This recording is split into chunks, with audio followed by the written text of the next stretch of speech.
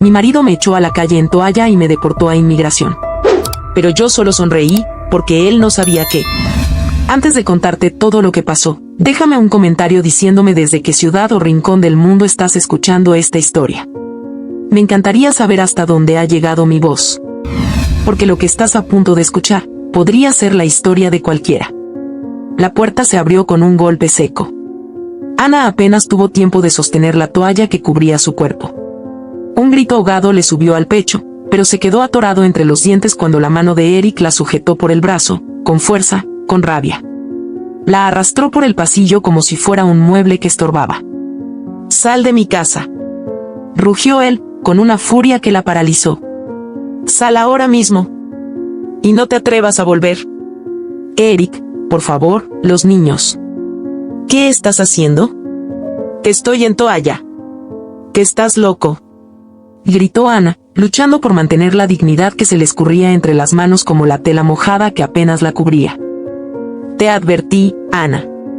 Te lo advertí 1000 veces. Te lo ganaste. No mereces esta familia. No mereces a nadie. Y ahora, que se encargue inmigración». La empujó fuera. La puerta se cerró con un estruendo metálico que sonó más fuerte que cualquier grito. Ana tropezó hacia atrás, pisó con los pies descalzos la gravilla fría del jardín y quedó temblando. Era de noche.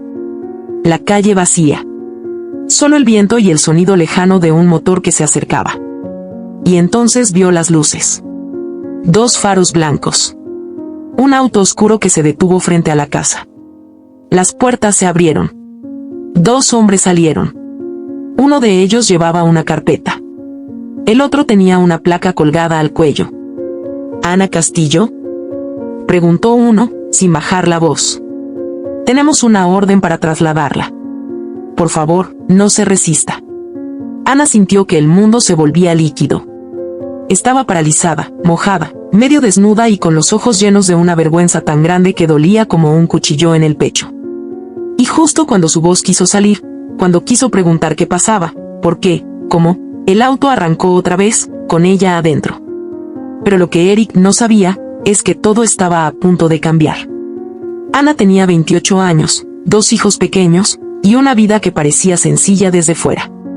Siempre sonriente, siempre servicial. Madre amorosa, esposa entregada.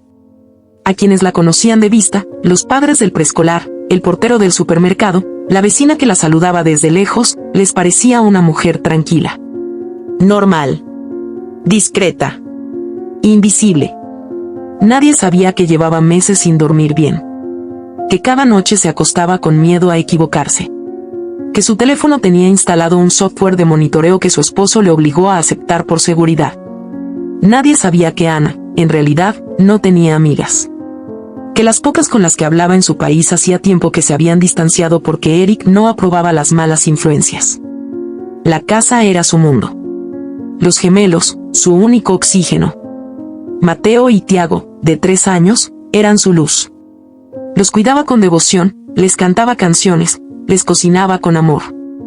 Todo giraba alrededor de ellos. Y Eric. Eric tenía 35. Empresario, decían. Aunque Ana nunca entendió del todo en qué trabajaba. Siempre estaba ocupado. Siempre tenía reuniones. Y cuando estaba en casa, tenía humor variable. A veces encantador, divertido, detallista. A veces cruel. Frío. Sarcástico. «No salgas con esa ropa, Ana, pareces una cualquiera», le dijo una vez, cuando ella iba al médico. «No necesitas tener amigas. Tienes una familia, ¿no te basta?», le repetía cada vez que intentaba socializar. «Si no fuera por mí, seguirías limpiando baños sin papeles. Así que mejor agradece», solía decir con tono burlón mientras se servía otro whisky. Ana agachaba la cabeza. Sonreía. Fingía. Una noche, mientras doblaba ropa, escuchó a Eric hablando por teléfono en su estudio. La puerta estaba entreabierta. Él no la vio pasar. Y no se da cuenta de nada. «Es tan fácil», decía él. «Lo tengo todo bajo control. Después de esto, no va a volver a molestar». Ella se detuvo. El corazón le dio un salto extraño. La frase le dejó un mal sabor en la boca. Siguió caminando como si nada. Pero no pudo dormir esa noche. Ni la siguiente. Una mañana, mientras revisaba el correo, encontró un sobre amarillo con su nombre mal escrito, Ana Castillo. No tenía remitente. Lo abrió. Era una notificación del Departamento de Servicios Familiares. Le pedían confirmar información sobre su estado mental actual y la situación de los menores bajo su cuidado. Ana leyó el documento 3 veces. No entendía. ¿Quién había enviado eso? ¿Por qué? ¿Qué significaba? Intentó llamar al número que aparecía en el papel, pero nadie respondió. Esa noche le preguntó a Eric, tratando de sonar casual. Oye, llegó esto. No sé qué es. Eric lo miró sin parpadear. Le quitó el papel de la mano. Lo leyó. Y sonrió. Nada importante. Es un error del sistema. Ya sabes cómo son esas oficinas. Pero, es sobre mí. ¿Y los niños? Dije que no es nada, Ana. ¿Por qué siempre haces un drama? Es que me preocupa. Oh, basta. No necesito que te pongas paranoica. Tú haz lo que tienes que hacer y deja que yo me encargue de lo demás. El grito la congeló. Los gemelos estaban en la cocina. Uno empezó a llorar. El otro se escondió bajo la mesa. Ana tragó saliva. No dijo más. Esa noche, Eric no durmió en la cama. Se encerró en el estudio. Y Ana sintió que algo invisible estaba creciendo entre ellos. Algo oscuro. Una sombra que ya no podía ignorar. Al día siguiente, mientras Ana bañaba a los niños, notó que la cámara del pasillo parpadeaba. Era nueva. No la había visto antes. Subió a revisar la habitación. En la esquina del techo había un punto rojo diminuto. Otro ojo más. ¿Y Eric? ¿Tú pusiste eso? Preguntó después, fingiendo curiosidad. Sí, para seguridad. ¿No quieres estar segura? ¿O tienes algo que esconder? La forma en que lo dijo la dejó helada. Y supo, sin que nadie se lo dijera, que estaba siendo vigilada. Un jueves, cuando ya no aguantaba más, decidió buscar ayuda. Llamó desde el teléfono de la cocina a una línea para mujeres víctimas de violencia. No había terminado de dar su nombre cuando escuchó la puerta abrirse. ¿Con quién hablas?, preguntó Eric, con una calma espeluznante. Nada, era una encuesta, balbuceó ella, colgando de inmediato. Él se acercó. Tomó el teléfono. Marcó. Silencio. ¿Encuesta?, repitió él, y sonrió. Ana. Esa noche no le habló. No cenó. No la tocó. Solo le puso llave a la puerta del dormitorio. Ana durmió en el suelo, junto a la cuna de los niños. Y entonces llegó esa noche. Ana acababa de salir de la ducha. Escuchó pasos apresurados. Luego, la puerta del baño se abrió de golpe. Vístete, ordenó Eric, sin mirarla a los ojos. ¿Qué pasa? Nada que te importe. Vístete o sal así como estás. Ella no entendía. Estaba empapada. Apenas cubriéndose con la toalla. Pero él ya estaba sujetándola del brazo. Eric, por favor. No. ¿Qué haces? Tú te lo buscaste, Ana. Te dije que no me desafiaras. Que estás loco. Tú me obligaste a hacer esto. Y antes de que pudiera reaccionar, la arrastró fuera. La empujó a la calle. Y ahí, Ana lo vio. El auto oscuro. Los hombres. Las placas. Y supo que todo lo que sospechaba era apenas el principio. Mientras el auto avanzaba por las calles dormidas, Ana se abrazaba a sí misma, con la toalla húmeda aún pegada a la piel. Sus labios temblaban. Su mente era un torbellino. ¿Qué había hecho? ¿Qué estaba pasando? ¿Quién era realmente Eric? ¿Dónde estaban sus hijos? Una lágrima se deslizó por su mejilla. Una sola. Porque dentro de ella, algo acababa de romperse. Y de ese quiebre, nacía por primera vez, una chispa. Una semilla de rabia. De coraje. De verdad. Y aunque todavía no lo sabía, Ana estaba a punto de empezar la pelea más importante de su vida. Aunque en ese momento no tenía forma de imaginar lo que vendría después, dentro de ella comenzaba a encenderse una chispa. Pequeña, casi imperceptible. Pero real. Esa chispa era lo único que le quedaba mientras era trasladada en la parte trasera de aquel vehículo, con las manos heladas y el alma en ruinas. Iba envuelta apenas en una toalla mojada, con el cuerpo temblando no solo por el frío, sino por el miedo. Un miedo que no era nuevo. Un miedo que ya conocía. Era el mismo que la acompañaba desde hacía años, aunque había aprendido a silenciarlo, a vestirlo de rutina, a disfrazarlo de obediencia. La noche era larga. La carretera interminable. Los oficiales no hablaban. Solo uno de ellos le ofreció una manta fina que ella tomó con gratitud silenciosa. Sus ojos miraban al frente, pero su mente estaba atrás, en otro lugar, en otro tiempo. Y así, mientras el coche avanzaba hacia un destino incierto, Ana cerró los ojos. Porque si no podía escapar con su cuerpo, al menos escaparía con su memoria. Recordó el momento en que todo empezó. Tenía apenas 21 años cuando cruzó la frontera. Lo hizo sola. Su madre, enferma de los pulmones, se quedó en El Salvador, aferrada a una cama y a las promesas de su hija. Ana le juró que volvería por ella. Que trabajaría, ahorraría, y un día regresarían juntas. Pero la vida en Estados Unidos no fue como en las películas. Desde el primer día, todo fue cuesta arriba. Lavó baños. Limpiaba casas desde las 5 de la mañana hasta que se le reventaban las uñas. La mayoría de sus empleadores no sabían su nombre. Le decían la chica o la señora. Aprendió inglés viendo televisión por las noches, agotada, comiendo arroz con huevo y llorando en silencio. A veces, cuando se le escapaba una lágrima, recordaba la voz de su madre diciéndole que era valiente.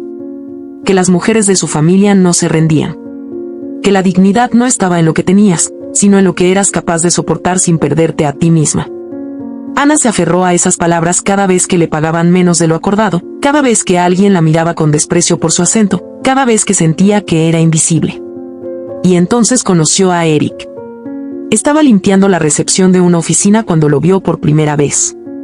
Él le sonrió. Le dijo algo en inglés que no entendió. Se rió. Le ofreció un café. Ella dijo que no. Se sintió incómoda. No estaba acostumbrada a que alguien la mirara así, como si realmente la viera. Al día siguiente, volvió a aparecer. Esta vez con una bolsa con pan y 2 cafés. Insistió. Ella aceptó, con desconfianza. Se sentaron en las escaleras traseras del edificio. Eric hablaba despacio. Ana intentaba responder con el poco inglés que sabía. Él no se burlaba. Le enseñaba. Ella se reía. Le gustaba su paciencia, su acento, su forma de mirarla. Durante semanas, Eric apareció cada día con algo. Un libro, una flor, una sonrisa. Fue la primera persona que la trató como algo más que una sirvienta. La conquistó con gestos simples. Le enseñó a usar el GPS, le ayudó a abrir una cuenta bancaria, la llevó a su primer restaurante. Ana se sintió importante. Válida. Visible. Cuando él le propuso noviazgo, ella dudó. Le confesó que no tenía papeles. Que su situación era complicada. Eric se encogió de hombros. Eso no me importa. Yo puedo ayudarte. Todo va a estar bien, le dijo, tomándola de las manos. Fue la primera vez que alguien le prometió un futuro. Se mudaron juntos 3 meses después. Eric le ofreció casarse y hacerle la petición para la residencia. Ana aceptó. Lo amaba. Lo admiraba. Pensaba que al fin la vida la estaba recompensando por todo lo que había sufrido. Lloró de emoción el día de la boda, aunque solo fue en la oficina del condado. Llevaba un vestido que compró en rebaja y un ramo de flores que armó ella misma. Eric se veía feliz. Oh, eso creyó. Le dijo que no hacía falta invitar a nadie. Que lo importante era su amor. Ana, con pocos contactos en el país, aceptó. El primer mes de casados fue perfecto. Cocinaban juntos. Salían al parque. Él la ayudaba con los papeles, Le mostraba formularios, y le decía que pronto todo estaría resuelto. Ana sentía que su vida por fin tenía orden. Que su historia, tan llena de dolor, estaba empezando a sanar. Pero lo que no sabía era que ese inicio idílico era solo el anzuelo. Poco a poco, Eric comenzó a cambiar. Primero fue su ropa. Le pidió que no usara blusas ajustadas. Después fueron sus salidas. No le gustaba que estuviera en la calle sin él. Luego su teléfono. Le pidió revisar sus conversaciones. Dijo que era por seguridad. Ana empezó a sentirse incómoda, pero le restaba importancia.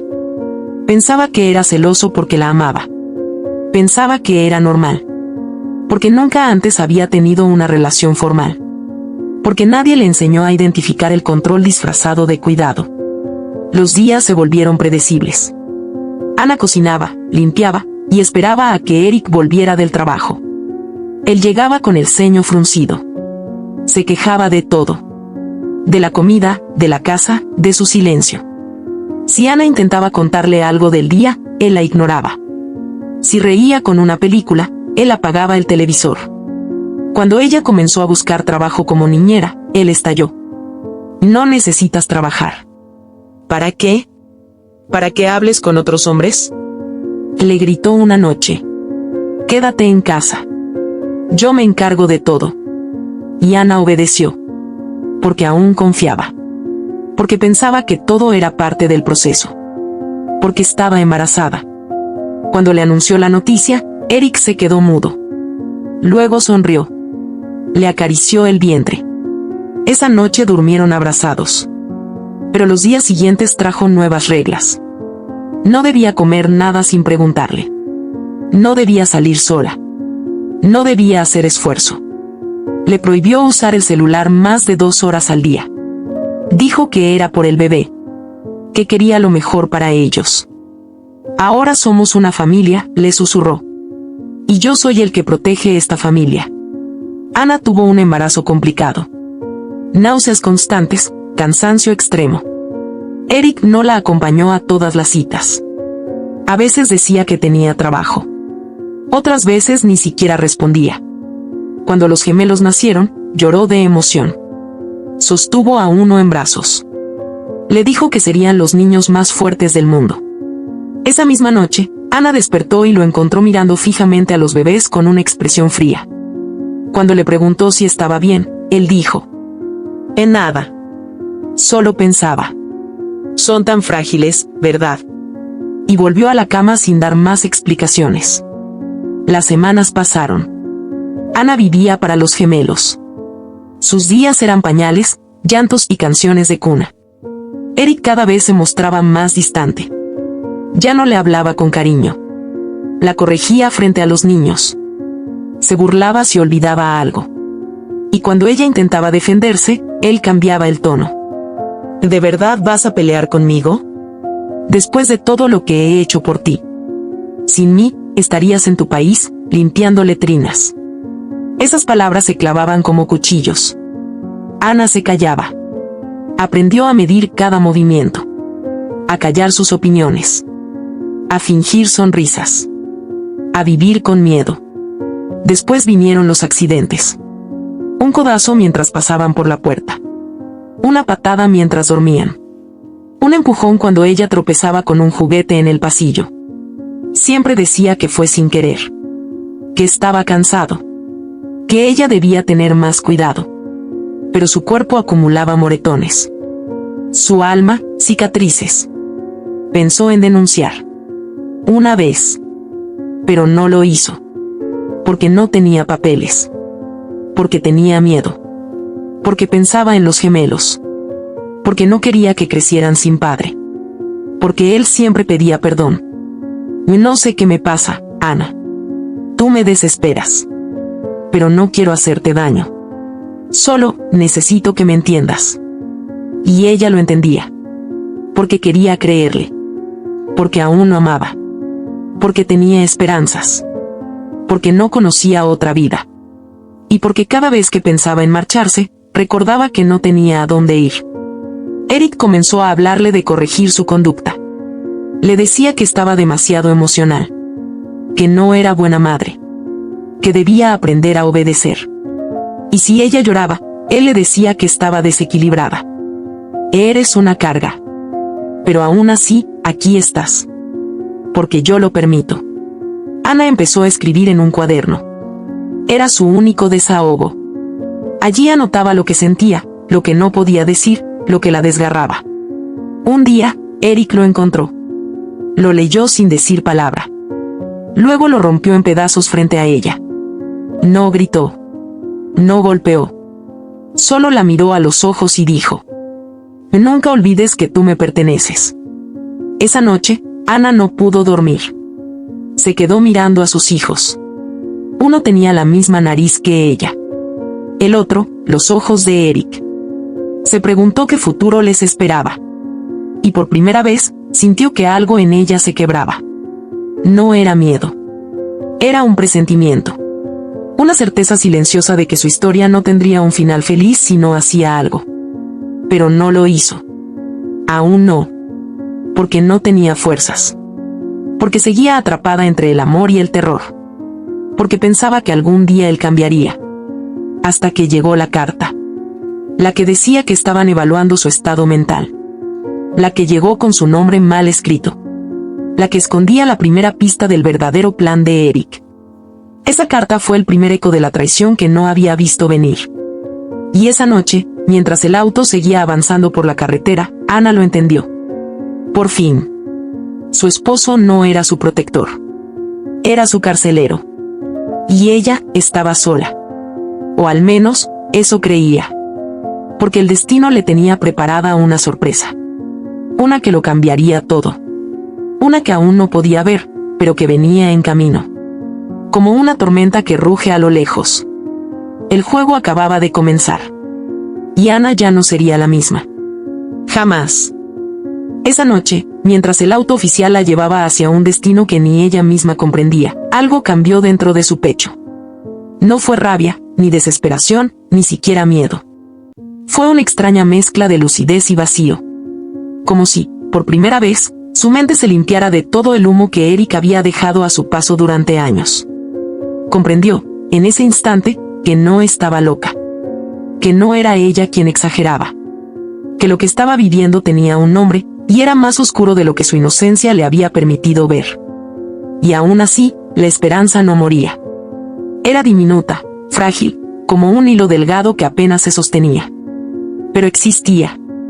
Y en lo más profundo de su alma, Ana supo que ese hilo, por delgado que fuera, era todo lo que necesitaba para resistir lo que estaba por venir. Todo había comenzado unas semanas antes. Eric se había vuelto más impredecible. Más frío. Dormía poco en casa, comía rápido, se encerraba con el teléfono en el estudio por horas y cuando Ana le preguntaba algo, respondía con monosílabos. Había una tensión invisible en el ambiente, como si cada rincón de la casa estuviera saturado de una energía que asfixiaba. Una mañana, mientras Ana barría el porche, una vecina que solía pasar con su perro se detuvo a saludarla. Era una mujer mayor, de rostro amable y voz suave.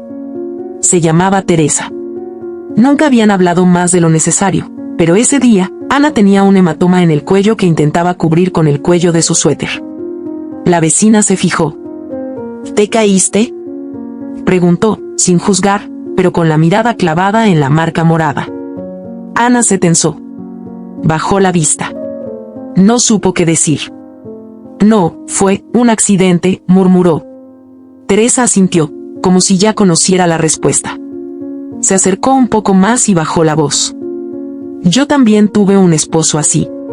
Si necesitas hablar, yo escucho. Ana la miró. Sintió un nudo en la garganta. Por un segundo, pensó en contarle. Pero justo en ese instante, escuchó el portazo.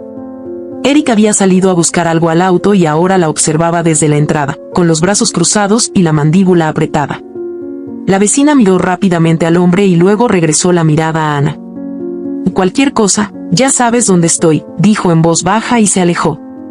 Esa noche, Ana sintió que algo había cambiado. Eric no dijo una palabra durante la cena. Tampoco jugó con los gemelos como solía hacerlo. Apenas los miró. Después de acostarlos, fue directamente al estudio y cerró la puerta. Ana aprovechó para lavar los platos en silencio, pero cuando terminó y fue a subir al dormitorio, lo escuchó. No me vengas con eso. Ella no va a hacer nada. Está controlada. Mi teléfono tiene, casi, decía a Eric por teléfono. Ana se quedó paralizada. Las luces del pasillo estaban apagadas, pero el brillo que salía de la rendija de la puerta del estudio la iluminaba levemente. Contuvo la respiración. Te dije que pronto me voy a librar de ella, ya verás, agregó él.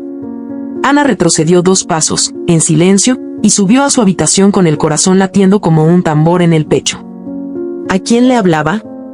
¿Qué significaba librarse de ella? ¿Se refería a una separación? ¿O algo más? Pasó la noche en vela, abrazada a sus hijos, mirando el techo, pensando en cada palabra, en cada mirada, en cada pequeño detalle que antes había ignorado. Y ahora, en retrospectiva, todo tomaba otro color. Al día siguiente, Eric le dijo que no debía salir más sin avisarle. Que había instalado cámaras nuevas para cuidar la casa. Ana asintió, fingiendo calma, pero el nudo en su estómago no se iba. Durante los días que siguieron, se sintió vigilada. Como si cada rincón de su hogar ya no le perteneciera. Como si sus movimientos fueran monitoreados por una presencia invisible, constante, que respiraba detrás de su cuello. Una noche, mientras se duchaba, escuchó el sonido de su celular vibrando en el suelo del baño. Era una llamada perdida de un número desconocido. Sintió una necesidad urgente, visceral, de hablar con alguien. De pedir ayuda. Se secó con rapidez, se puso la bata, y marcó al número de asistencia para mujeres víctimas de abuso que había memorizado hacía meses. ¿Ayuda para mujeres? Y dijo con voz temblorosa cuando escuchó la voz al otro lado. Sí, estás llamando a la línea de apoyo. ¿Estás en un lugar seguro? ¿Puedes hablar? No mucho, necesito orientación. Mi esposo, él. No alcanzó a terminar la frase. La puerta del baño se abrió de golpe. ¿Con quién hablas? Y preguntó Eric, seco, directo, con los ojos brillando de furia. Ana colgó de inmediato. Era publicidad. Llamaron sin querer, mintió. Eric no dijo nada. Le arrebató el teléfono. Lo revisó. No había tiempo para borrar el historial. Vio el número. Lo buscó en internet. Su expresión cambió. ¿Qué es esto? Eric, por favor. ¿Me estás acusando de algo? Yo solo quería. Cállate. Y sin más, la sujetó del brazo y la arrastró hacia el baño de visitas, el pequeño, el que no tenía ventanas. La empujó adentro y cerró la puerta con llave por fuera. Ana gritó. Golpeó. Lloró. Nadie respondió. No supo cuántas horas estuvo ahí dentro. Solo que el aire se volvía más espeso con el paso del tiempo. Que sus pensamientos eran cuchillos. Que el miedo empezaba a convertirse en otra cosa. En rabia. En resistencia. Cuando por fin abrió la puerta, Eric no la miró. Estaba sentado en la sala, viendo televisión como si nada hubiera pasado. Una más, Ana. Solo una más, y te juro que no vuelves a ver a tus hijos, dijo con voz calmada, sin apartar la mirada de la pantalla. Ana no respondió. No podía. Pero algo en ella había muerto en ese encierro. Y algo nuevo había nacido. Los gemelos empezaban a notar el ambiente. Ana lo sabía. Estaban más callados, más irritables. Ya no reían como antes. Y en sus juegos, a veces, escuchaba frases que se parecían demasiado a las de Eric. Tú cállate, que tú no mandas, le dijo Mateo a Tiago una tarde. Ana se agachó de inmediato y lo abrazó con fuerza. No digas eso, mi amor. En esta casa todos podemos hablar. ¿Está bien? ¿Qué eso dice papá?, respondió el niño, confundido. Ana sintió que algo se le rompía dentro. Eric no solo la estaba destruyendo a ella. Estaba sembrando sus ideas en los niños. Y eso, no lo podía permitir. Fue entonces cuando comenzó a escribir una especie de diario, pero esta vez en hojas sueltas, que escondía dentro del microondas descompuesto que estaba en el garaje. Allí anotaba todo. Fechas. Palabras. Gestos. Grababa en su mente cada detalle, como una forma de resistir, de documentar. No sabía si algún día alguien lo leería, pero al menos su historia quedaría en algún lugar. Una noche, mientras lavaba los platos, escuchó a Eric hablando nuevamente por teléfono. Estaba más alterado que de costumbre. Ya casi está todo listo. Solo necesito firmar ese papel. Ella no tiene ni idea. Está completamente distraída, dijo. Luego, una risa seca. ¿O los niños? No te preocupes por eso. Haré lo necesario.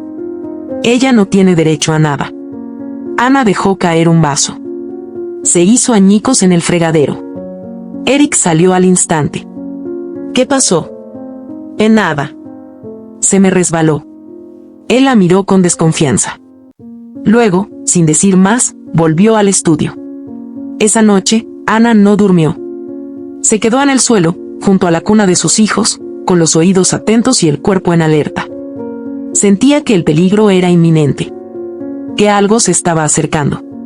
Que ya no podía seguir esperando. Pero no llegó a hacer nada. No tuvo tiempo. 3 días después, tocaron la puerta con fuerza. Eran las 8 de la mañana. Ana estaba dándole desayuno a los gemelos cuando vio por la ventana un auto negro con luces azules. Abrió, temblando. ¿Ana Castillo? Y dijo un hombre con tono oficial, mostrando una identificación. Tenemos una orden. Debe venir con nosotros. Ana retrocedió un paso. ¿Qué? ¿Por qué? ¿Qué hice? Eric apareció en la escalera, en bata, como si recién se levantara. No sé de qué se trata, oficial. ¿Todo está bien? Es una orden emitida por el Departamento de Inmigración. Tenemos que llevarla ahora. No entiendo. No hice nada. Por favor, no. ¿Y mis hijos?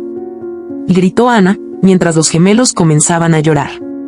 Intentó abrazarlos, pero uno de los oficiales la sujetó por el brazo. Y tranquila, señora. Tiene derecho a hacer una llamada. Pero debe venir ahora. Ana miró a Eric. Él no se movió. Solo la observó, con una expresión neutra. Como si todo eso no fuera con él. Eric. Y diles la verdad. Diles que yo no hice nada. Él bajó lentamente la mirada. Luego, con una voz perfectamente controlada, dijo. Oh, lo siento, Ana. Pero ellos solo hacen su trabajo. Y fue en ese momento, mientras la arrastraban fuera de la casa, mientras escuchaba a sus hijos gritando mamá, mamá, mientras sentía las lágrimas correr por su cara sin poder detenerlas, que lo supo. Ya no había dudas. Eric la había entregado. Y no por odio. Ni por desesperación. Sino por estrategia. Y lo peor estaba por revelarse. Porque lo que Ana aún no sabía, era que la verdadera traición apenas comenzaba. La puerta metálica se cerró a sus espaldas con un estruendo seco que retumbó en su pecho como una sentencia. El aire del centro de detención era denso, cargado con el olor a desinfectante barato, humedad estancada y resignación. Ana caminaba descalza sobre el suelo helado, con una manta gris sobre los hombros que apenas alcanzaba para cubrir su cuerpo. Las otras mujeres la miraban en silencio, algunas desde las literas oxidadas, otras desde las esquinas, sentadas con la espalda contra la pared, como si formar parte del mobiliario fuera su única forma de protección. Un guardia la empujó suavemente hacia un rincón donde había un colchón delgado. No había sábanas, ni almohadas. Solo un espacio asignado. Un número. Un cuerpo más entre decenas de mujeres que ya no sabían qué día era. Ana se sentó, con los brazos rodeando sus rodillas. El frío le calaba hasta los huesos, pero no era el clima lo que la hacía temblar. Era la confusión. El vacío. El rostro de sus hijos gritando mamá aún le resonaba en los oídos. Cada vez que parpadeaba, veía la cara de Eric en la puerta, con esa calma perversa, ese gesto de lo siento tan perfectamente calculado. No sabía cuántas horas habían pasado desde que fue detenida. Nadie le explicaba nada. No sabía dónde estaban sus hijos, ni si alguien los estaba cuidando.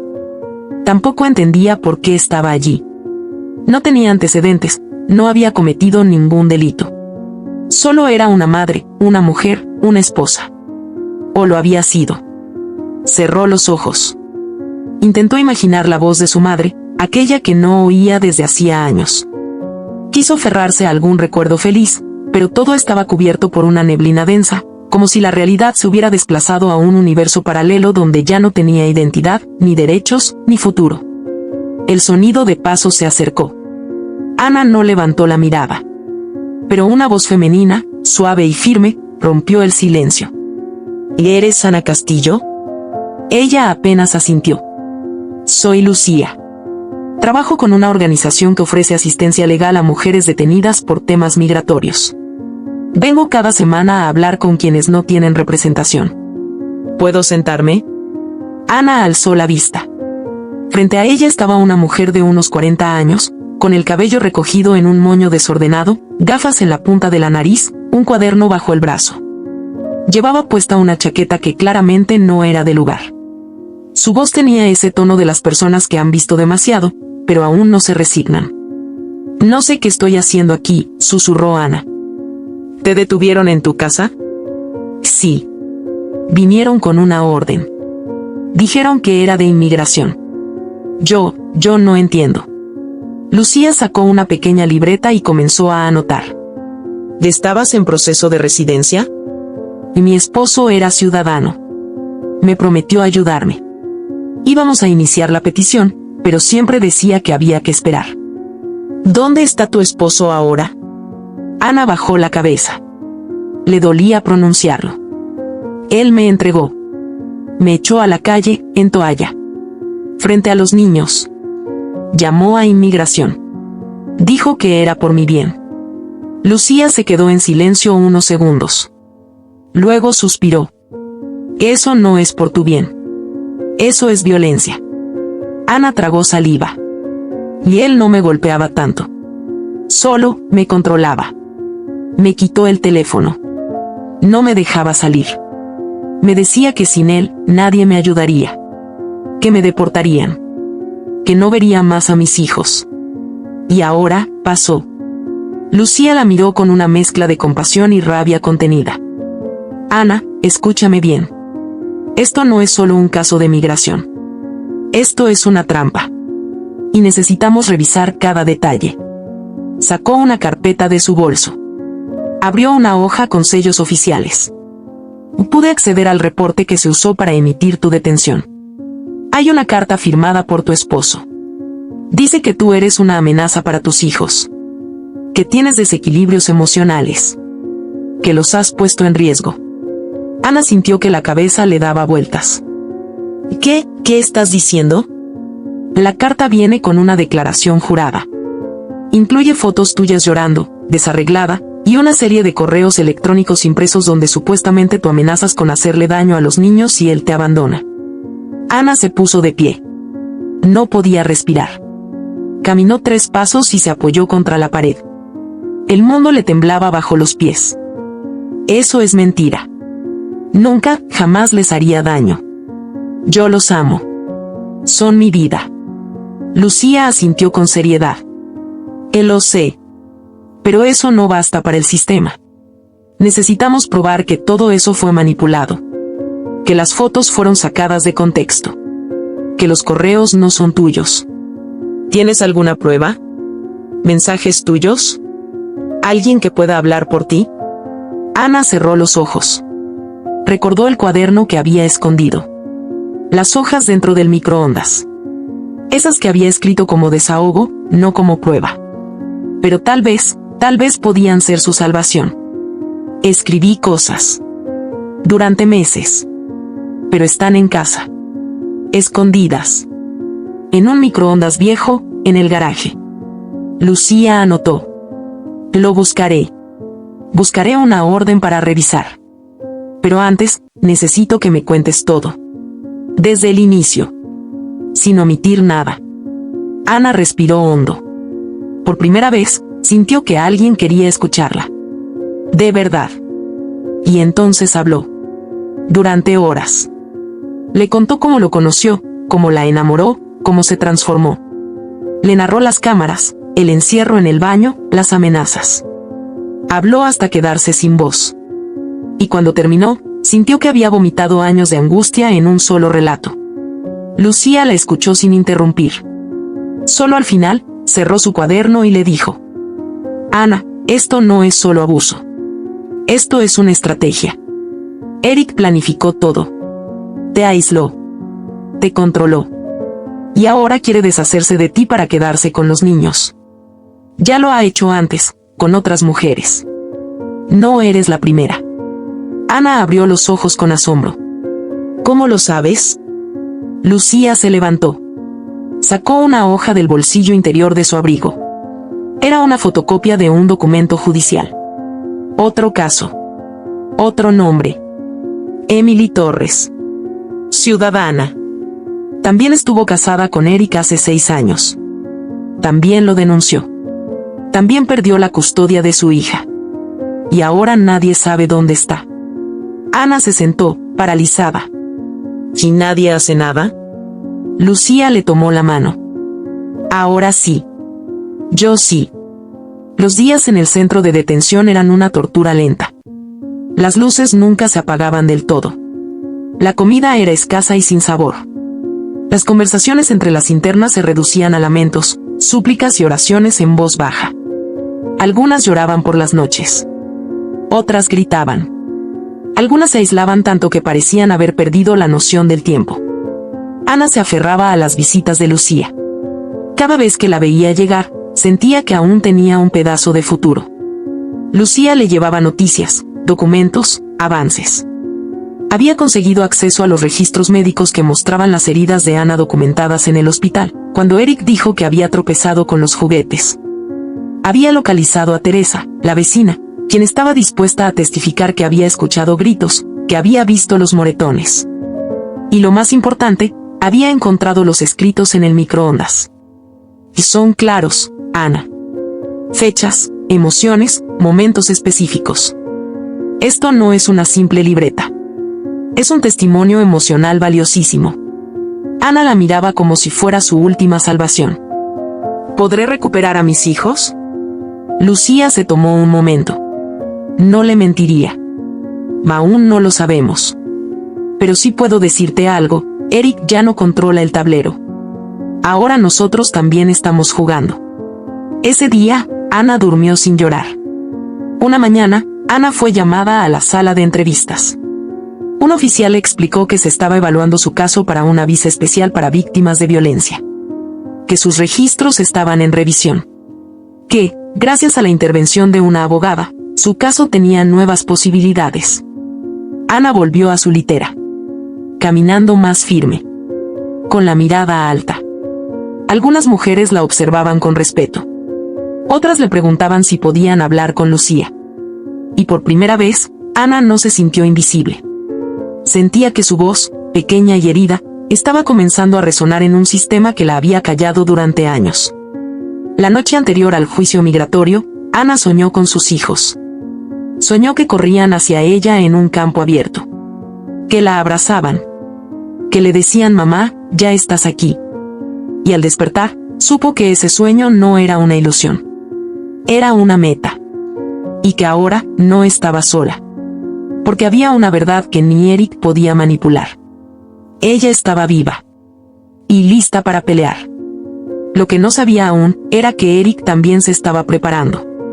Y su siguiente movimiento, sería el más cruel de todos. Mientras Ana dormía abrazada a la manta áspera de su litera en el centro de detención, sintiendo por primera vez una chispa real de esperanza, del otro lado del país. Eric estaba firmando documentos con una frialdad meticulosa. Su traje estaba perfectamente planchado, su sonrisa bien ensayada, y su voz modulada con la precisión de quien sabe exactamente qué decir para convencer a quien escucha. La custodia completa de los gemelos, Mateo y Tiago, estaba a punto de pasar oficialmente a sus manos. El abogado que lo acompañaba era viejo conocido. Había trabajado con él antes, en un caso similar. La historia, solo con nombres nuevos. La estrategia, la misma. Mi exesposa está en un centro de detención por motivos de seguridad nacional, explicó Eric ante la jueza, sin pestañear. Tiene antecedentes de comportamiento emocional errático, y ya ha mostrado actitudes violentas hacia nuestros hijos. Solo pido lo mejor para ellos. ¿Y cuenta con apoyo familiar para ayudarle en la crianza? preguntó la jueza. Mi hermana vive cerca. Estoy en condiciones estables de trabajo. Los niños están conmigo desde su detención. No han preguntado por su madre. Mentía. Cada palabra era una manipulación cuidadosamente construida. Lo había hecho antes. Sabía cómo sonar convincente, cómo crear el escenario perfecto. Y la jueza, sin cuestionar demasiado, firmó la resolución temporal. Custodia completa para Eric Miller. El siguiente paso era desaparecer. Otra vez. En el centro de detención, Lucía entró con el rostro más tenso de lo habitual. Traía en la mano una carpeta gruesa con varios separadores de colores. Ana, al verla, supo de inmediato que algo pasaba. ¿Qué ocurrió?, preguntó, incorporándose rápidamente. Lucía no respondió al instante. Se sentó frente a ella, respiró profundo, y dejó la carpeta sobre la mesa. Eric ya tiene la custodia temporal de los gemelos. Presentó declaraciones falsas, usó tus escritos fuera de contexto, y entregó informes médicos que no coinciden con tu historial. Ha construido todo un caso contra ti. No solo como inmigrante irregular, sino como madre peligrosa. Ana se desplomó en la silla. No lloró. No gritó. Solo se quedó en silencio, como si su cuerpo no pudiera procesar una herida más. No es posible, susurró. Ellos son mis hijos. Nadie los cuida como yo. Él ni siquiera los cargaba cuando eran bebés. No sabía prepararles la comida. Yo. Lucía puso una mano sobre la suya. Lo sé. Pero tenemos que demostrarlo. Y no está sola. Abrió la carpeta. Mostró una hoja con un nombre subrayado, Emily Torres. Y ella también fue esposa de Eric. Ciudadana americana. Se casaron en Florida hace 6 años. Tuvieron una hija. Cuando la niña cumplió 3 años, Emily fue acusada de negligencia. Eric presentó pruebas, testigos, incluso grabaciones de supuestos maltratos. Obtuvo la custodia completa. Emily no volvió a ver a su hija. Ana levantó la mirada, horrorizada. ¿Dónde está ella? Desaparecida. Cambió de nombre. Cambió de estado. No ha querido hablar con nadie, hasta ahora. Lucía mostró su teléfono. Me contactó anoche. Me escribió desde una cuenta protegida. Quiere hablar contigo. Ana tragó saliva. La idea de que otra mujer hubiera pasado por lo mismo no la consolaba. La revolvía. Porque eso significaba que ella no fue un error. Fue una pieza más del patrón. ¿Y la niña? Lucía bajó la mirada. Y no hay rastro. Eric se mudó al año siguiente. Alegó que su exesposa era una amenaza. Ningún familiar quiso involucrarse. La niña, oficialmente, sigue con él. Aunque nadie la ha visto desde hace tiempo. Ana sintió una punzada en el estómago. El aire del centro de detención se volvió más pesado. Pero también más claro. Ya no se trataba solo de ella. Ni de sus hijos. Era una red de abusos, de manipulaciones legales, de destrucción sistemática. Quiero hablar con Emily, dijo Ana. Necesito saber todo. Lucía asintió. La llamada fue coordinada con un permiso especial. Emily no podía mostrar su rostro, pero accedió a una videollamada sin cámara. Su voz era suave, pero rota. Como si cada palabra la arrastrara desde un pozo del que aún no salía del todo. Ana, no sé por dónde empezar, dijo ella. Yo también pensé que era el amor de mi vida. Me cuidó, me protegió, hasta que nació nuestra hija. Entonces cambió. Me decía que era mala madre. Que estaba loca. Que necesitaba medicación. Y cuando no logró controlarme emocionalmente, me aisló. Ana cerró los ojos mientras escuchaba. Me hizo firmar documentos que no entendía. Me grababa llorando. Me provocaba para que gritara. Luego editaba los audios. Me quitó a mi hija legalmente. El sistema lo protegió porque era hombre, blanco, con estabilidad financiera. Yo no tenía pruebas. Solo mi palabra. ¿E intentaste recuperarla? Sí. Pero cuando fui a buscarla, ya no estaban. Se mudó. Cambió de teléfono. Nunca más supe de ella. Perdí todo. Perdí mi identidad. Cambié de estado. Me escondí. Pero no he dejado de buscar. Ana sintió un escalofrío. El mismo que se siente cuando miras de frente a un monstruo que creías humano. ¿Crees que les haría daño a los niños? Hubo un silencio largo. No sé qué es capaz de hacer. Pero lo que sí sé es que los usa como herramientas. Como trofeos. No los cría. Los posee. Ana sintió náuseas. Porque esa idea era demasiado real. Eric nunca jugaba con los gemelos. Solo los mostraba en redes. Solo hablaba de ellos cuando quería parecer un padre ejemplar. Era una fachada. Una postal. Emily, dijo Ana. ¿Por qué decidiste hablar ahora? Porque supe de ti. Porque leí tu historia. Porque no puedo seguir callando.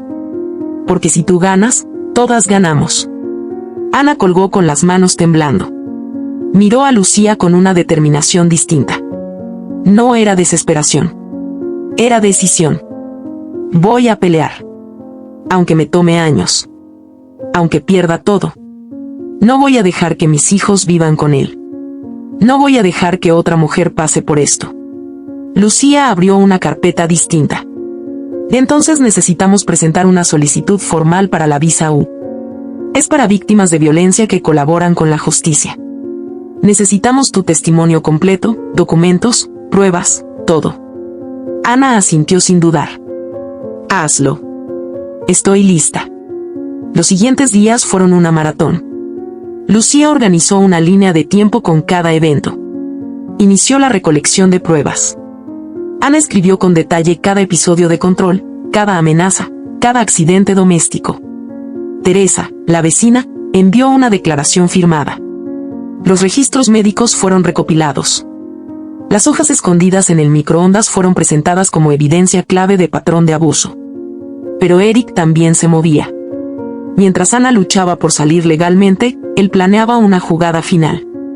Una noche, Lucía recibió una llamada desde un número desconocido. Era una trabajadora social de Texas. Quería informarle, abogada, dijo la mujer.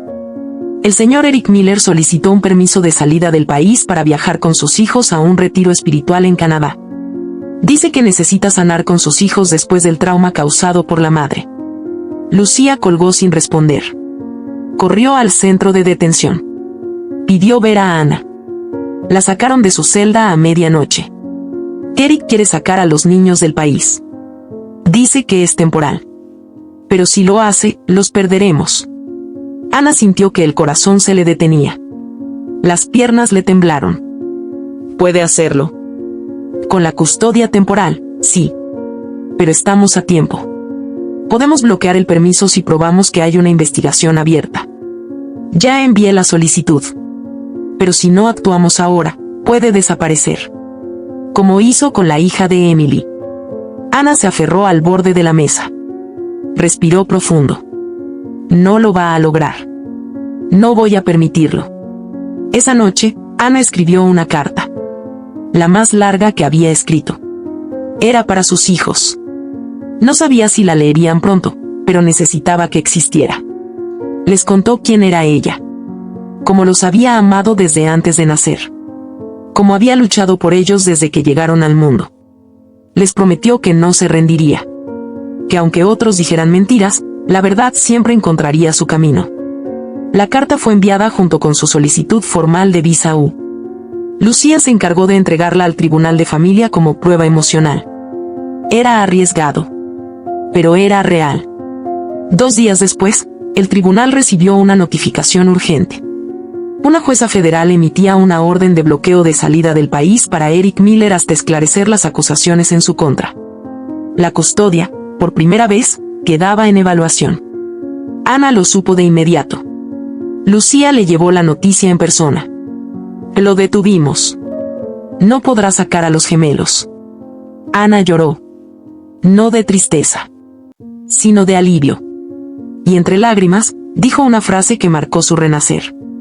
Esta vez, no me borrará. Porque ahora sabía. que no había sido la única. Que otras mujeres también fueron borradas, silenciadas, manipuladas. Pero ahora una voz se había levantado. Y no iba a callar. Quedaba camino por recorrer. Pero la verdad ya no podía esconderse. Y Ana ya no tenía miedo. Porque había descubierto el arma más poderosa de todas, su historia. Y estaba lista para contarla. Al mundo entero. El avión aterrizó al amanecer. Ana miraba por la ventanilla, con los dedos apretando el cinturón de seguridad. A su lado, Lucía le ofreció una mirada silenciosa, pero cargada de certeza. Volvía a Estados Unidos legalmente, con una visa o en proceso, reconocida como víctima de violencia y colaboradora activa en una investigación abierta por fraude, abuso y manipulación judicial. No era la misma mujer que salió esposada en toalla, rota por dentro, sin voz. Era otra. Más delgada, con cicatrices profundas, sí. Pero con la cabeza erguida y una fuerza que ya no venía del miedo, sino del dolor transformado en fuego. Al bajar del avión, respiró hondo. El aire le supo distinto. A libertad. Lucía le ofreció una chaqueta. Hacía frío. Ana se la puso sin dejar de mirar el horizonte. Esa tierra que la había escupido ahora la recibía bajo otra luz. No como una ilegal, ni como una amenaza. Como una madre. Como una sobreviviente. ¿Estás lista?, preguntó Lucía. Ana no lo dudó. Y siempre lo estuve. Solo que ahora, me lo creo.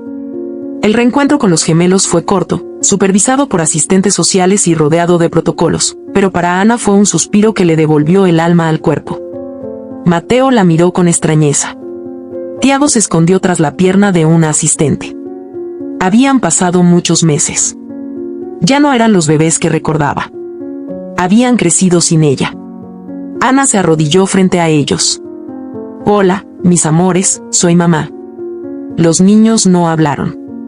Pero Mateo la observó por unos segundos y, tímidamente, se acercó a tocarle el cabello. ¿Estás triste?, le preguntó con una voz pequeña. Ana no pudo contener las lágrimas. Sonrió entre sollozos. No, mi amor. Estoy feliz de verte. Los extrañé tanto. La trabajadora social intervino. El tiempo se había acabado.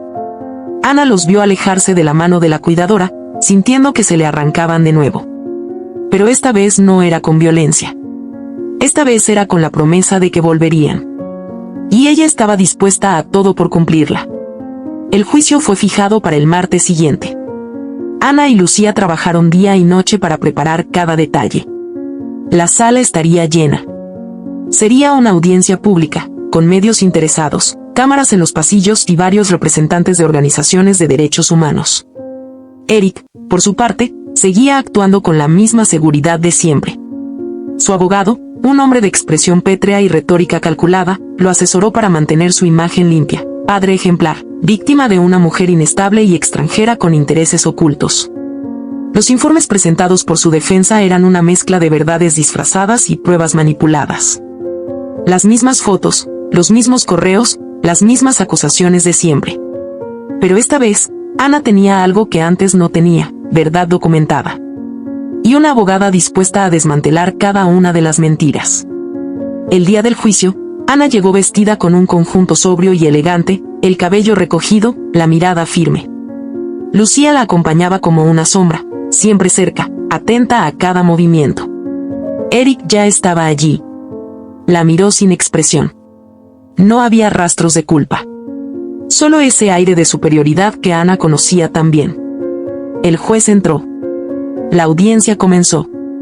La fiscalía abrió el caso con una exposición clara y directa. Se trataba de un patrón de manipulación sistemática, violencia psicológica, fraude judicial y uso ilegal del sistema de inmigración para obtener control total sobre menores. El abogado de Eric intervino de inmediato. Alegó que su cliente era un padre responsable que solo había querido proteger a sus hijos. Que Ana tenía antecedentes emocionales y que su comportamiento errático había sido documentado. Lucía se levantó con serenidad y pidió la palabra. Entregó a la corte una carpeta con más de 200 páginas. Incluía declaraciones juradas, historiales médicos, capturas de pantalla, grabaciones de voz y un informe psicológico de Ana firmado por un especialista independiente. La primera prueba presentada fue la carta original que Eric firmó para denunciar a Ana. Lucía demostró que la firma fue replicada en al menos 3 documentos con fechas distintas. Se usaron comparaciones periciales para probar que Eric había falsificado documentos en su propio nombre para construir el caso. El juez frunció el ceño. Luego presentaron los correos que, supuestamente, Ana había enviado. Un experto en informática explicó que las direcciones IP de origen no coincidían con dispositivos usados por ella. Eran correos creados desde una VPN anónima. La trampa quedaba expuesta. Siguió la grabación de voz donde Eric, creyendo que hablaba en privado con su abogado, mencionaba: una vez que la saquemos del país, no podrá volver. Y los niños serán míos para siempre. El silencio en la sala fue absoluto. Eric se removió en su silla. Lucía llamó a declarar a Emily Torres. Emily apareció por videollamada, su rostro visible, su voz temblorosa pero decidida. Contó todo, el mismo patrón, el mismo tipo de manipulación, las mismas mentiras. Describió el día en que su hija desapareció. Contó cómo Eric la acusó falsamente. Cómo perdió la custodia. Cómo intentó suicidarse. El testimonio sacudió a todos. Si esta corte no actúa, dijo Emily, mirando directo a la cámara, él lo volverá a hacer. Con otra mujer. Con otros hijos. Este no es un juicio sobre custodia. Es un juicio sobre impunidad. Ana fue la última en declarar. Se levantó, caminó hasta el estrado y respiró profundamente. La sala estaba en silencio. Todos los ojos sobre ella. Incluso los de Eric. Mi nombre es Ana Castillo.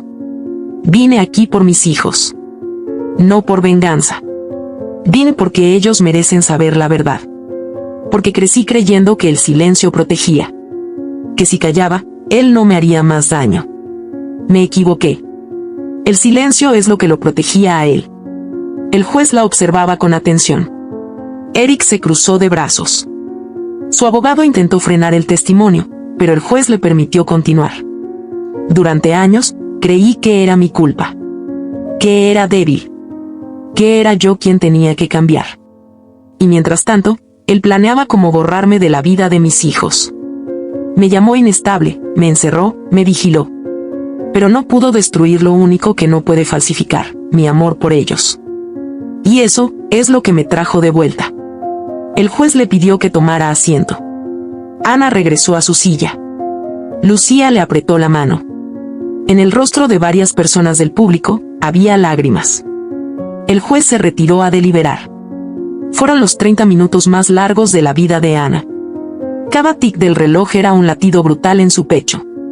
Eric seguía impasible, aunque sus labios temblaban. Ya no se veía tan seguro. El juez regresó.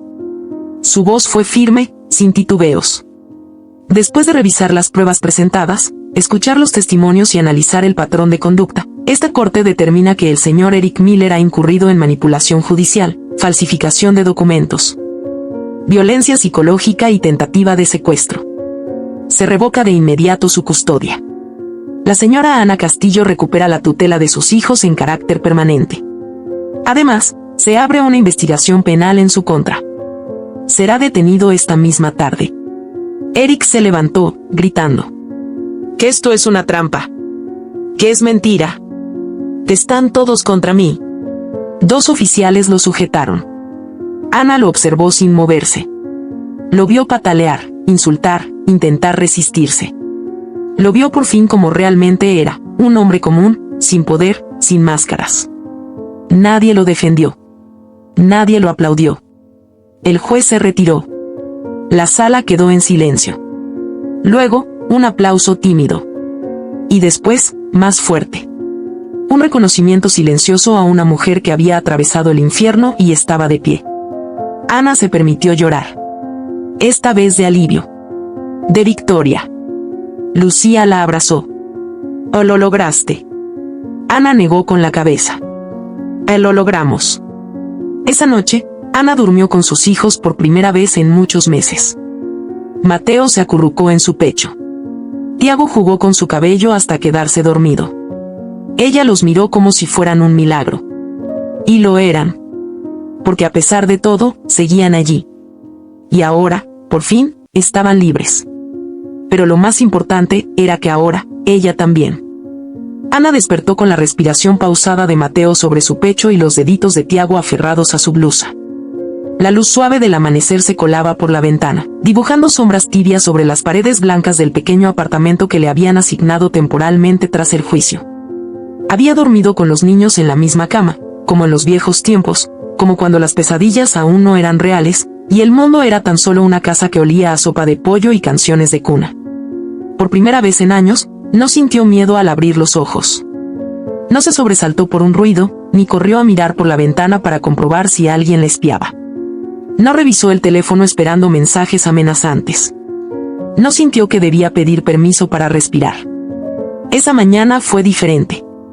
Esa mañana era libre. Se levantó despacio para no despertarlos. Caminó descalza hasta la cocina. Preparó café, en silencio, mientras afuera las calles volvían a su rutina. Tráfico, risas, voces ajenas que ya no le parecían distantes. Estaba viva. Estaba a salvo. Estaba empezando. Lucía llegó una hora después. Venía con papeles bajo el brazo, siempre en movimiento, siempre ocupada, siempre fuerte. Pero al ver a Ana, se detuvo. ¿Dormiste bien? Ana asintió. Sí. Mejor de lo que creí posible. Lucía le tendió una carpeta. Este es el documento oficial. Custodia completa. Irrevocable. Sin apelación. Eres la única tutora legal de tus hijos. Y tu visa U ha sido confirmada. Tienes derecho a quedarte en el país. Incluso podrías aplicar a la residencia más adelante. Ana tomó los papeles con manos temblorosas. Leyó su nombre en tinta negra, al lado de la palabra aprobada. Cerró los ojos y sintió que algo se alineaba por dentro. Como si su alma, al fin, hubiera encontrado un lugar donde quedarse. Lucía le sonrió. Ya no tienes que correr. Ni esconderte. Esto es tuyo. Ana rompió a llorar. No por tristeza. Era otra clase de llanto. Un desahogo distinto. El de quien ha caminado por el fuego y ha logrado cruzar al otro lado sin convertirse en ceniza. Gracias por no rendirte conmigo, murmuró. Lucía le tocó el hombro. Tú no necesitabas que te salvara. Solo necesitabas que alguien creyera en ti mientras aprendías a salvarte sola. Los días siguientes fueron una mezcla de trámites, ajustes, papeles, nuevas rutinas. Ana buscó un trabajo como asistente administrativa en una fundación de apoyo a mujeres migrantes. Le dieron una beca para completar sus estudios. Se inscribió en clases nocturnas. Por las mañanas dejaba a los gemelos en la escuela. Por las noches, cocinaba con ellos, les leía cuentos y les cantaba las canciones que casi había olvidado. Tiago había dejado de mojar la cama. Mateo ya no tenía pesadillas. Ambos comenzaban a reír otra vez, a correr sin miedo, a jugar sin mirar por encima del hombro. Recuperaban la infancia que les habían robado. Poco a poco. Día tras día. Ana hablaba con ellos con una honestidad nueva. No mentía. No los llenaba de odio contra su padre, pero tampoco disfrazaba lo que había pasado. Las personas que hacen daño también pueden parecer buenas. Pero eso no las hace correctas. Y cuando alguien te lastima, aunque sea tu papá, aunque diga que te ama, tú puedes decir que no. Los gemelos escuchaban. No entendían todo, pero sentían. Y en sus ojos, había confianza. Una que solo nace cuando sabes que estás con alguien que jamás te mentirá. 3 meses después del juicio, Ana fue invitada a dar su primer testimonio público en una conferencia sobre violencia de género y migración. Al principio dudó. Le temblaban las piernas solo de pensarlo. Pero Lucía la animó. Tu voz puede cambiar vidas. Como Emily cambió la tuya. Como tú podrías cambiar la de alguien más. La conferencia se celebró en una universidad. El auditorio estaba lleno. Mujeres de distintas edades, estudiantes, activistas, profesionales, madres, hijas, incluso hombres que habían perdido hermanas o esposas por culpa del silencio. Ana subió al escenario con un vestido sencillo y el corazón latiéndole en las manos. Lucía la miraba desde la primera fila. Los gemelos no estaban. Se habían quedado con una cuidadora de confianza. Era la primera vez que Ana se separaba de ellos desde el juicio. Pero sabía que era necesario. Tomó el micrófono. Su voz salió suave. Luego firme. Mi nombre es Ana Castillo. Soy madre, migrante y sobreviviente. Contó su historia. Desde el principio. No omitió el miedo ni la vergüenza. Tampoco disfrazó su silencio. Habló de cómo el amor puede confundirse con control, de cómo una promesa puede convertirse en una jaula, de cómo el sistema muchas veces protege al agresor porque está diseñado para desconfiar de la víctima. Durante años creí que merecía lo que me pasaba. Que si me quedaba callada, todo estaría bien. Que si aguantaba un poco más, él cambiaría. No cambió. Lo que cambió, fui yo. Hubo aplausos. Pero lo más fuerte fueron las miradas. Algunas mujeres lloraban. Otras la miraban con admiración. Ana respiró profundo. Cerró con una frase que no estaba en su discurso original, pero que nació sola. Nadie puede salvarte si tú no decides salvarte primero. Pero eso no significa que tengas que hacerlo sola. Porque ahora, ya no estamos solas. Y no vamos a callar nunca más. Cuando bajó del escenario, una mujer se le acercó. Era joven, tal vez 20 años. Tenía los ojos hinchados y una cicatriz en la mejilla. Gracias por decir lo que yo no he podido decir, él le dijo. Aún vivo con él. Pero ahora, sé que puedo salir. Ana la abrazó. No dijo nada. No hacía falta. Un día, en su buzón, Ana encontró una carta sin remitente. Era un sobre blanco, delgado, con su nombre escrito a mano. La abrió con cuidado. Dentro, una nota. Ana, mi nombre es Camila. También estuve con Eric. No supe de ti hasta hace poco. No imaginé que alguien como él pudiera caer. Pensé que siempre ganaría. Pero tú hablaste. Tú lo enfrentaste. Gracias. Estoy lista para hacer lo mismo.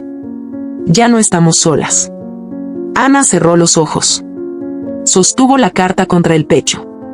Y por primera vez en mucho tiempo, sonrió con paz.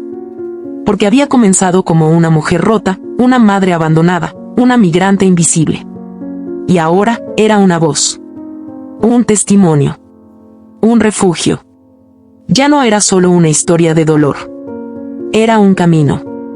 Un ejemplo. Una verdad viva. Y aunque sabía que el mundo aún estaba lleno de mujeres atrapadas, de niños en peligro, de sistemas injustos, también sabía que el silencio estaba perdiendo terreno. Porque cada historia contada era un ladrillo menos en el muro de la impunidad. Ana no solo había ganado. Se había reconstruido. Y en su nueva versión, era invencible. A veces, la vida nos arrastra al abismo. Pero desde el fondo, también pueden hacer una nueva versión de ti. Si tú o alguien que conoces sufre violencia, hay ayuda. No estás sola. Nunca más. ¿Qué te ha parecido esta historia? Hay muchas personas que, como Ana Castillo, están viviendo batallas silenciosas todos los días. Nuestra esperanza es que su voz también haya resonado dentro de ti. Si esta historia tocó tu corazón, compártela. Haz que más personas se sientan acompañadas. Sé parte del cambio. Cuéntanos en los comentarios, ¿qué habrías hecho tú en su lugar? ¿Desde qué ciudad nos estás viendo? Leerte nos hace sentir más cerca de ti. Y si aún no lo has hecho, dale like, suscríbete y activa la campanita. Cada gesto tuyo es una señal de que estas historias deben seguir contándose. No te vayas todavía, ya está apareciendo en tu pantalla nuestra próxima historia conmovedora. Haz clic en cualquiera de ellas y sigue explorando este universo de relatos reales, conmovedores y necesarios. Gracias por estar aquí. Gracias por sentir con nosotros. Te mandamos un abrazo enorme, donde sea que estés. Nos vemos en el próximo video.